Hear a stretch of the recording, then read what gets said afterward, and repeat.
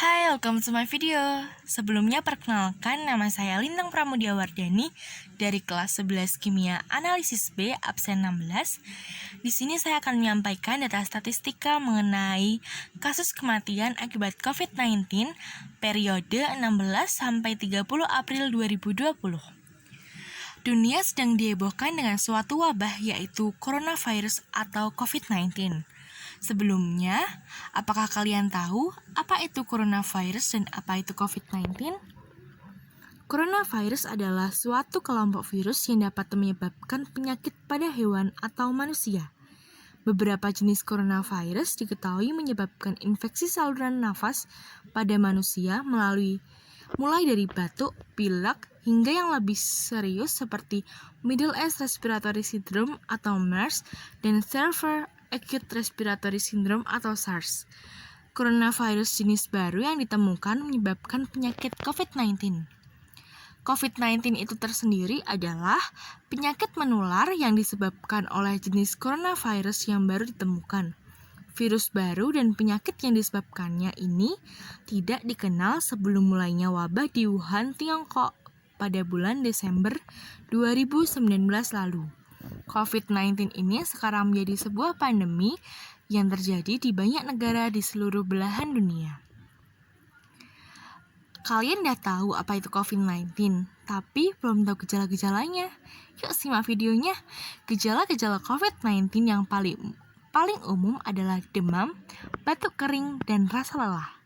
Namun, gejala lainnya yang lebih jarang dan mungkin dialami beberapa pasien meliputi rasa nyeri dan sakit, hidung tersumbat, sakit kepala, konjungtivitis, sakit tenggorokan, diare, kehilangan indera rasa atau penciuman, ruam pada kulit atau perubahan warna jari tangan dan kaki.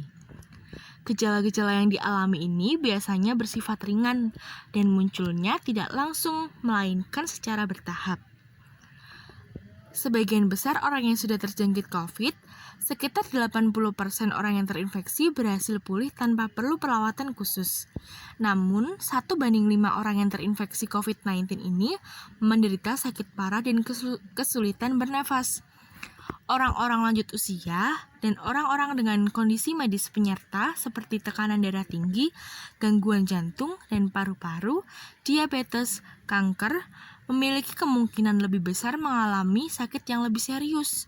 Namun ingat, COVID-19 ini dapat menyerang siapa saja, dan siapa saja dapat mengalami sakit yang lebih serius. Nah, di Indonesia tersendiri, ini dia datanya. Kasus yang terkonfirmasi positif COVID-19 sebanyak 135.000 orang. Kemudian, kasus yang terkonfirmasi sembuh dari COVID-19 ini sebanyak 89.618 orang. Lalu, kasus yang terkonfirmasi meninggal dunia akibat COVID-19 ini sebanyak 6.021 orang. Selanjutnya, ini merupakan tabel data dari kasus meninggal akibat COVID-19 periode 16 sampai 30 April 2020. Pada tanggal 16 terdapat 27 kasus meninggal. Pada tanggal 17 terdapat 24 kasus meninggal. Pada tanggal 18 terdapat 15 kasus meninggal. Pada tanggal 19 terdapat 47 kasus meninggal. Pada tanggal 20 terdapat 8 kasus meninggal, 21 26, tanggal 22 19, tanggal 23 12, tanggal 24 42, tanggal 25 31, tanggal 26 23, tanggal 27 22, tanggal 28 8 orang, tanggal 29 11 orang yang terjangkit yang terdata, dan pada tanggal 30 terdapat 8 orang yang terdata meninggal akibat COVID-19. Kemudian, ini merupakan data yang diperoleh dari data tabel di atas yang dibuat ke diagram batang. Nah, di diagram ini kita lebih mudah untuk melihat bagaimana perkembangan COVID-19, data kematian COVID-19 di Indonesia tersendiri ya. Dapat dilihat dengan jelas bahwa data tertinggi diperoleh pada tanggal 19 yaitu sebanyak 47 orang.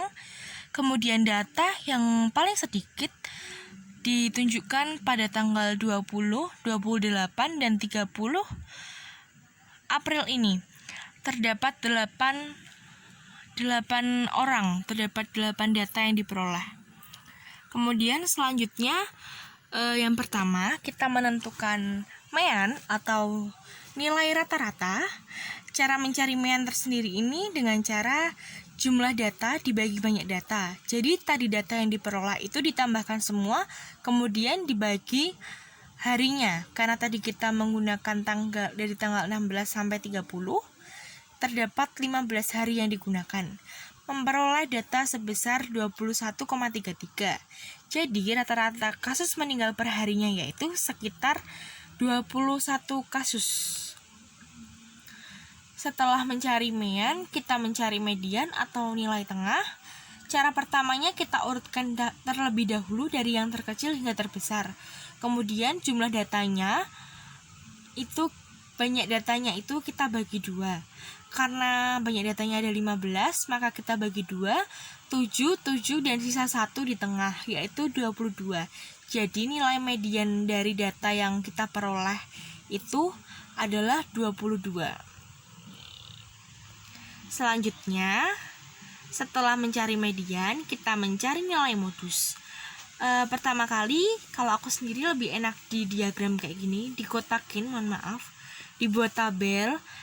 Yang kasus meninggalnya ada 8 itu terjadi pada berapa hari. Kasus yang meninggalnya 11 orang itu ada di berapa hari. Nah, dari data yang kita peroleh setelah direkap, ini dia hasilnya, yaitu modusnya 8 karena ada kasus 8 yang terkonfirmasi meninggal ini selama 3 kali dalam periode 16 sampai 30 April 2020.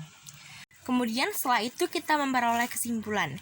Kesimpulan dari slide-slide yang di atas tadi yaitu yang pertama, rata-rata penambahan kasus kematian periode 16 sampai 30 April 2020 sebanyak 21 orang per harinya. Kemudian yang kedua, nilai tengah yang diperoleh dari data yang ada yaitu 22. Yang ketiga, modus atau nilai yang paling sering muncul yaitu nilai 8. Terjadi pada tanggal 20, 28, dan 30 April 2020. Itu saja yang dapat saya tampilkan dalam statistika kali ini. Pesannya tetap jaga kesehatan, olahraga yang cukup, tidur yang cukup, makan yang bergizi. Kalau pergi-pergi tetap menerapkan social distancing dan jangan lupa pakai masker. Kemudian kita harus tetap menerapkan PHBS dimanapun dan kapanpun itu. Terima kasih, sekian dari saya. Semoga apa yang saya presentasikan ini dapat bermanfaat bagi kita semua. Terima kasih.